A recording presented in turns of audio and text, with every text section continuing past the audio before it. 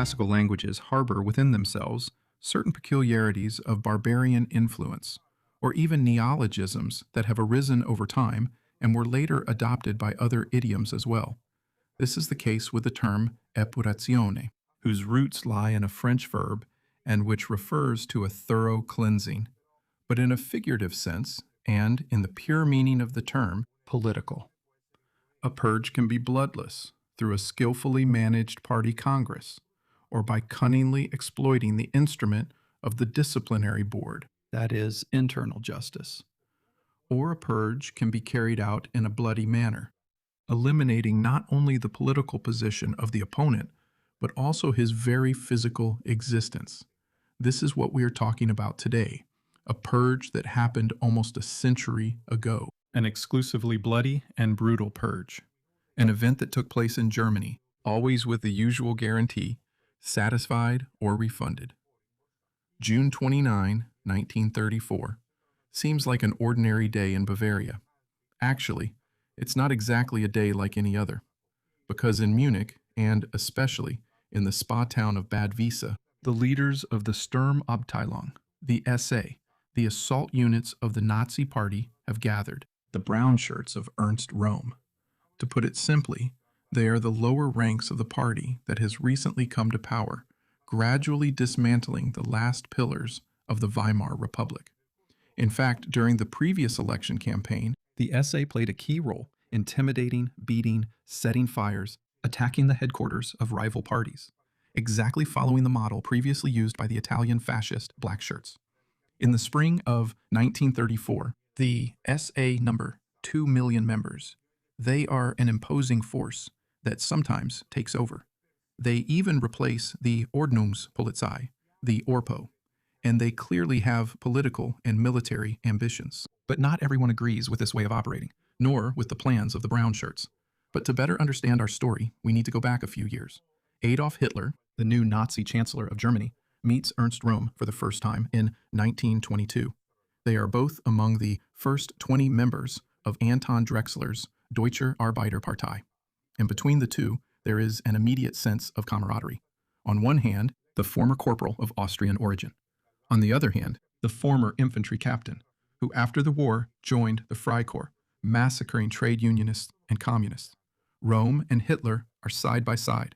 But after the failed putsch at the Burgerbräukeller in 1923, Röhm avoids prison and argues with the future Führer, who is in fortress confinement. So much so that he leaves Germany, moving to Bolivia as a military instructor. It takes several years to mend this rift between the two very strong personalities. It's 1903, when Hitler, who is planning to seize power through free elections, calls Röhm back, saying that the party's armed militia needs to be reorganized, because in order to seize power, it is necessary to push Germany, already weakened by the economic crisis, to the brink of chaos, through systematic violence, influencing public opinion, to the point of making people believe that only the Nazi Party can guarantee peace, order, and jobs. Röhm acts with incredible skill, and under his command, the SA, initially the size of a brigade, become an army of 170,000 men in brown shirts. It takes only a few months for this transformation, and the SA have not yet finished growing.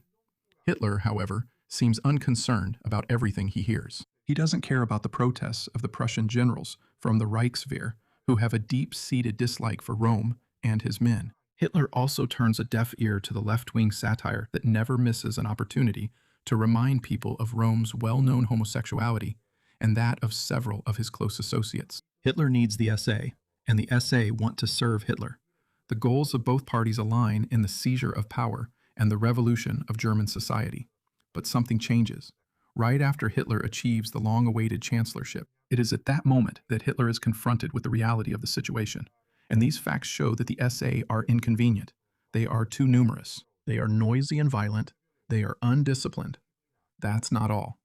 There are also rumors from many sides that the SA, allegedly at Ernst Röhm's own initiative, want to replace the Reichswehr, the regular army, that they want to form an army of their own, fully equipped, even with field artillery. Someone whispers in Hitler's ear that Ernst Röhm even aims to take power directly, subjugating the chancellor himself. What is certain is that Ernst Röhm does not consider the game with the Wette to be over.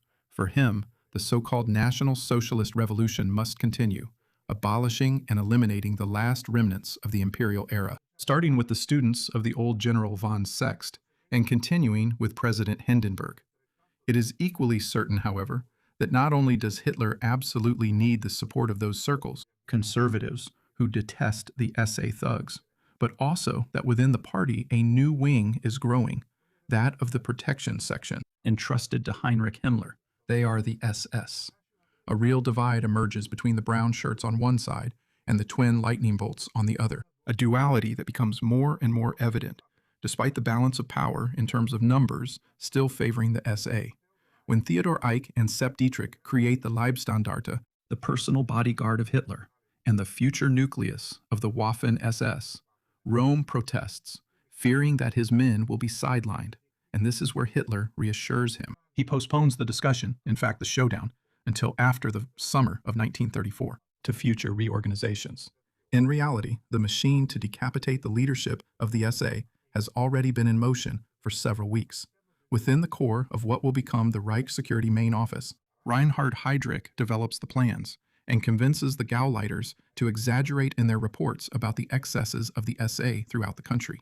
Meanwhile, Hitler and his collaborators make sure of the loyalty of Field Marshal von Blomberg, who guarantees the full support of the Reichswehr.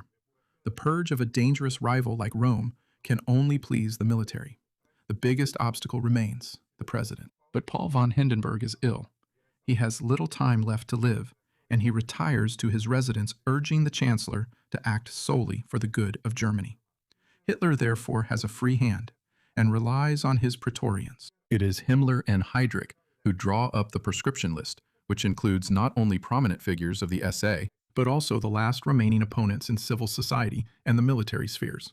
The accusation for everything is conspiracy against the state. The date set for the action is June 29, 1934. The SA have organized their usual annual gathering in Bavaria.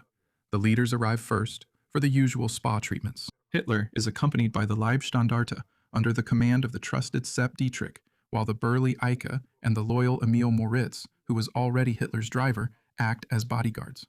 On the evening of June 29, the inn at Bad Wiese, which hosts Röhm and his collaborators, is surrounded by the SS in combat gear, with the support of armored cars and heavy machine guns. It is Hitler himself, backed by Eicke, who bursts into Röhm's room, pistols in hand. He kicks the bed and shouts, "Wake up, Röhm, you are under arrest." The head of the brown shirts can't believe his ears. He stands at attention. He salutes, but is handcuffed and taken to prison. In the other rooms of the boarding house, the slaughter takes place. The leaders are beaten to death with clubs. Some, caught in bed with prostitutes, are shot on the spot in Munich. The SA units are kept under close watch in their barracks by the military and the SS, who have preemptively arrested the most dangerous commanders and temporarily replaced them with more compliant officers. In the rest of the country, some fall under gunfire, others are victims of brutal beatings. Writers, journalists, the former Chancellor Kurt von Schleicher, police officers, the head of Catholic Action, an early Nazi, but considered dangerous and a traitor, such as George Strasser. A Lutheran pastor is also killed, who knew some juicy secrets about the troubled relationship between Hitler and his niece Gaily, who committed suicide sometime before. Röhm spends June 30, 1934, in a cell. In the evening, Eichel appears before him, who tells him that Hitler has accused him of high treason, and that he has two choices: suicide as a soldier, or the firing squad. A pistol with a single bullet is left on a stool in the security room. The prisoner is given 10 minutes. After a quarter of an hour, Eichel returns to the cell and finds Röhm furious. "If Hitler wants to kill me, he should come do it himself," he shouts. Eichel picks up the pistol from the stool and hands it to the officer accompanying him, who takes aim in an instant and fires the single bullet. Röhm falls to the ground, dead. His last words are a hiss, a "Mein Führer," which translates into a sort of epitaph with an almost mocking sound. This massacre becomes known in the press as the Night of the Long Knives, a real internal reckoning, a bloody purge, a purge. From that moment on, Hitler will have a free hand. On August 2, 1934, Paul von Hindenburg breathes his last, and with him the Republic dies. Hitler publicly proclaims himself Führer and, through a referendum whose plebiscitary result was a foregone conclusion, obtains full power, combining in himself the functions of head of state and chancellor. The Nazi night over Germany can thus begin.